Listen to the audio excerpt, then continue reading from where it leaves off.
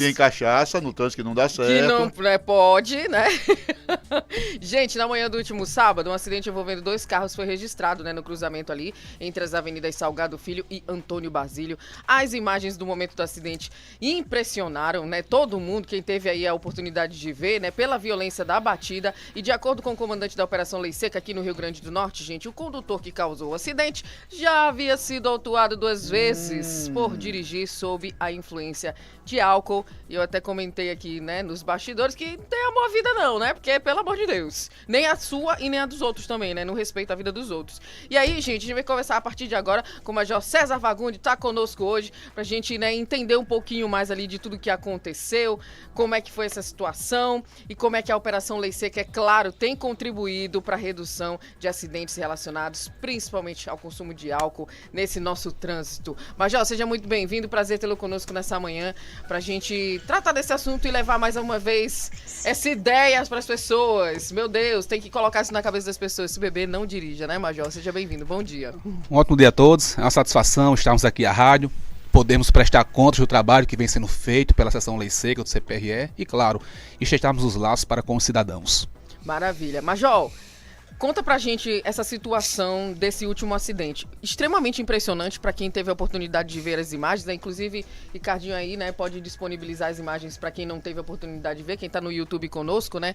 Gente, é literalmente assim impressionante, né? E graças a Deus, nesse acidente não houve feridos, né? Não houve mortes. Mas, né, poderia ter sido muito pior, né? O que que acontece e o que que esse cidadão, que já, como a gente já colocou aqui, foi autuado já outras vezes, né? Só pra perguntar, o rapaz que tava na moto, ele foi atingido de alguma coisa? Ele chegou a cair? Qual das motos? Foram 4 motos. Não, na primeira moto ali, ó. Não, o primeiro não, é. Uhum. Foi só a velocidade, né? Isso. Realmente impressiona. Felizmente não tivemos óbito decorrente desse sinistro. E fica o histórico desse condutor. Esse infrator ele foi autuado em 2019, durante blitz da Lei Seca, no bairro de Neópolis, Zona Sul. Naquela ocasião ele se recusou a realizar o teste de alcoolemia, não possuía sinais que denotassem alteração, então foi autuado numa esfera administrativa. Que as consequências são uma multa, como também a suspensão do direito de dirigir, que é de 1 ano, por parte do Detran. É aquela multazinha de 3 mil e pouco, é?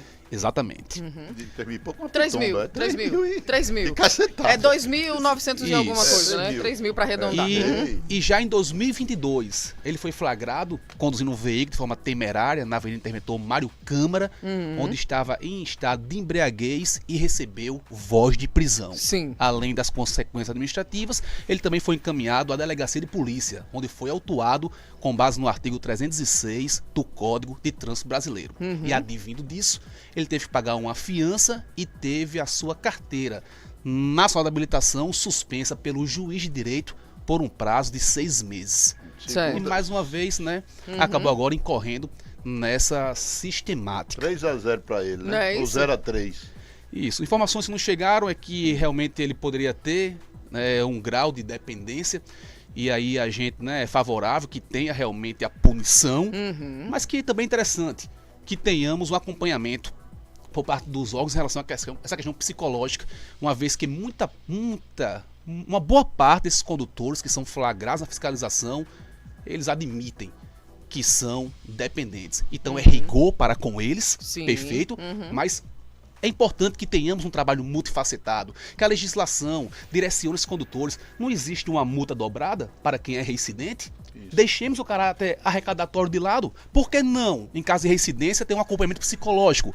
Uma vez que, com certeza, muitos que estão aqui acompanhando têm um familiar que é dependente do álcool, da droga. Então é importante que o Estado também tenha esse olhar mais humano. Aplique a punição, a reprimenda, como tem que ser, mas também, claro, tem esse enfoque humanizado. A sorte, ele se envolveu nesses 3 acidentes, nem teve um dano pessoal mais grave e também não chegou a vitimar nenhuma das pessoas. Eu estava falando na moto, mas o rapaz da moto ou ele abandonou e pulou, né? Ele pulou ou foi atingido ali, ou tirou um fino que bateu ali na moto, alguma coisa. Quer dizer, mas ali você podia ter uma pessoa atravessando a pista, né? Atravessando ali a avenida, uma avenida muito movimentada ali, aquele nordestão que fica ali em frente à faculdade de odontologia, né? Isso. você podia ter batido naquela moto, afetado outro carro lá na frente, podia ter feito Que nada tem a ver com aquela irresponsabilidade. Não é? Né?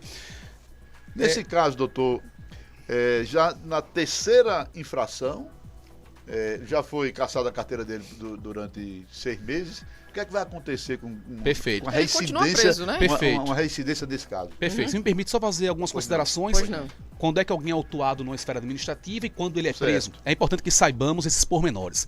Quando é que você é autuado numa esfera administrativa? Recebe uma multa, tem uma suspensão de 1 ano por parte do Detran, que a meu ver é de pouca resolutividade. Certo. Sim. É quando você se recusa a realizar o teste de alcoolemia e não possui sinais que denotem que está embriagado, ou então realiza o teste e ele aponta um valor de até 0,33 miligramas, que é bem subjetivo, prefiro não precisar quanto que seria Aí eu isso. pergunto aí, dentro dessa sua colocação, esse zero quanto? 0,33 miligramas. Equivale a uma taça de vinho, a um copo de cerveja? É extremamente subjetivo, depende da compleição física, alimentação, habitualidade, mas por testes lúdicos que realizamos, seriam ali 3 a 4 taças de vinho, por exemplo.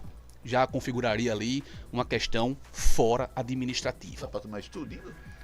Mas aí para ser enquadrado criminalmente. Em relação à esfera Eu administrativa, não a tomo lei é nenhuma com seca. medo, eu posso tomar um então, né? Não. Não. A lei ela é seca. Não, Qualquer ingestão não. de álcool, ele é É responsabilizado. zero, tem que dar para zero. ser, essas 3 taças para de ser vinho. autuado na esfera criminal. Sim, criminal. Perfeito. entendi. Que aí vem esse segundo momento. Pra mim, Quando é, zero. é zero. Tolerância é zero. Melhor Não admite não, qualquer certo tipo é de zero. ingestão. A lei é Perfeito. zero, pelo amor de Deus. Uma taça de licor. Isso. Lascou. Zero. Uma dosinha de Zero. Zero. Nenhuma Zero, ingestão. zero. Zero. cana. Água com gás. Nem água com gás, eu vou tomar mais. porque- Ei, É zero. ok, então E- ficou entendido a esfera administrativa. E quando é que você é autuado numa esfera criminal? Quando realiza esse teste e aponta um valor de 0,34 em diante, ou, mesmo se recusando a realizar o teste de alcoolemia, você possui sinais que denotem essa alteração. Eu dou Como, certo, por exemplo... eu dou certo. Eu tô bom. Perfeito. Eu tô tomei nada aqui, velho.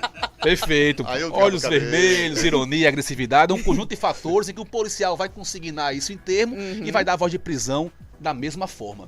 É importante que ressaltemos que desde que assumimos a gestão Lei Seca aqui no estado, em maio de 2022, nós temos focado nas prisões ao invés de tão somente multar esses condutores. Para que tenhamos ideia da dimensão desse dado, é importante que ressaltemos que completamos, nos últimos 2 anos e meio, 1.000 prisões de condutores embriagados somente aqui no estado. Para termos a ideia desse número, 1.000 presos em 2 anos e meio. Para você ter uma ideia do que esse número representa, em 2017, 91 receberam voz de prisão. Em 2018, 79 receberam voz de prisão. Em 2020, 34 receberam voz de prisão. 2021, 44 receberam subindo. voz de prisão. Por quê? Dá 3 por dia, né? Por que teve esse aumento considerável?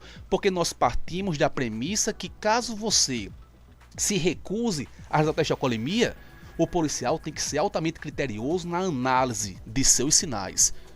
Caso tenha sinais, ou faz o teste para que o senhor prove que não está embriagado, o instrumento é o seu amigo para auxiliá-lo a comprovar que não está em estado de embriaguez, ou vai ser encaminhado à delegacia da mesma forma. Sim. Por isso que aumentou tanto o número de prisões, devido a essa qualidade do processo punitivo que nós estamos adotando. E se me permite, né, só mais um adendo, os acidentes, infelizmente, eles não vão deixar de ocorrer a curto, médio prazo, porque nós somos defensores de uma política educacional, mas não para adulto, e sim para criança e adolescente, que o Estado não investe tanto, Sim. que nós poderíamos colher esses frutos Sim, a médio no prazo, futuro, no né? futuro, perfeito, e nós estamos punindo de forma exemplar os adultos. Decorrente desse processo, em 2022, somente em 2022, nós tivemos 7 óbitos em Natal com fator alcoolemia, drogas. 7, somente em 2022. Em 2023 e 2024, que foi na Zona Sul de Natal recentemente. Então, os acidentes vão continuar ocorrendo, isso é inevitável, é um Infelizmente, processo né? cultural, difícil de ser quebrado, Sim. mas a qualidade que estamos proporcionando na fiscalização tem realmente sido um diferencial. Me permita só mais uma consideração. Daí a importância de prendermos esses condutores. Nesse caso em tela, o histórico dele foi analisado por parte da juíza. Consignava o enquadramento criminal dele. Ocasião em que, se tivéssemos focado numa esfera administrativa, muitas vezes sequer a autoridade judiciária tem acesso, porque é uma coisa mais interna do órgão, diferente da prisão, que gera esse enquadramento, né, criminal. Por isso é tão importante, até por uma análise, que foi o que o manteve preso e está até agora. Com toda a prisão, Major, tem diminuído o índice de atropelamentos e mortes? Temos tido essa redução, em especial no número de óbitos. Os acidentes continuam ocorrendo, nem vão deixar de ter, infelizmente. Sim. Mas em relação a um passado próximo, realmente temos uma outra realidade em Natal.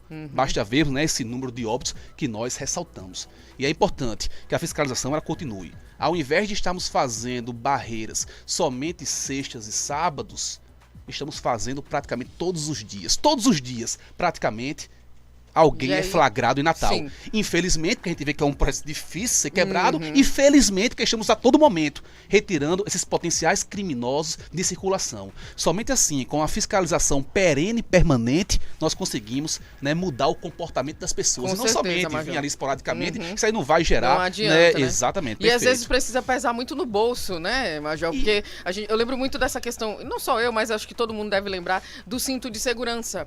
Né, que é algo que hoje em dia a gente está tão acostumado, eu particularmente não consigo mais dirigir sem um cinto de segurança, Perfeito. né? Na verdade, acho que nunca dirigi na minha vida sem um cinto de segurança, mas não consigo, né? Sinto falta de algo ali, faz parte, mas demorou um bom tempo pra gente trazer essa ideia, essa educação que precisa existir, e acho que a gente tem tantas possibilidades hoje, o motorista da rodada, é o amigo que leva, é o aplicativo que a gente pode utilizar hoje. Não tem mais desculpa, não cabe Não realmente. tem, não né? tem E o mais. pessoal insiste. Por isso que é maravilhoso. Tem que ter mesmo todo dia. Que é pra você, né, levar a multa e pesar no seu bolso. E você entender que não tem que ser assim, né? Perfeito. Edvan, só mais uma. Olha que interessante.